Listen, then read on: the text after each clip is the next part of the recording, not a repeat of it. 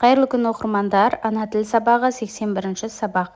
Бүгінгі тақырыбымыз заттың сынын білдіретін сөздер.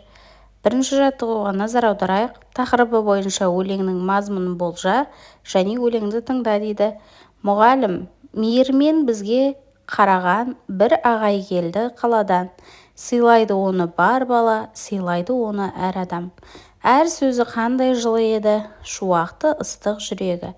Қашан ол жаттап үлгерген, кітапты жатқа біледі. Рахымжан Өтегенов. Ақын мұғалімді қалай сипаттаған? Шуақты ыстық сөздеріне сұрақ қой дейді.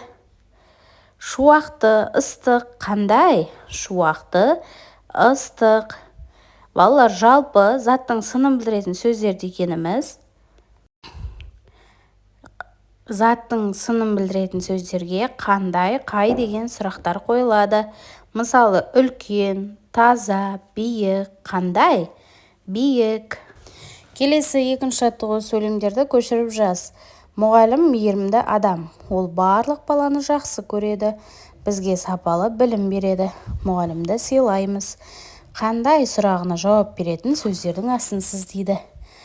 Қандай? Мейірімді. Қандай? Қандай білім береді? Сапалы білім береді. Міне осы сөздердің астын сызамыз балалар.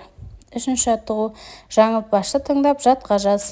Қол ұстаз, бұл ұстаз, жас ұстаз. Ескен Елубай. Көшіріп жазамыз балалар. Сау болыңдар, каналға міндетті түрде тіркеліп, лайк басып, комментарий қалдырыңдар.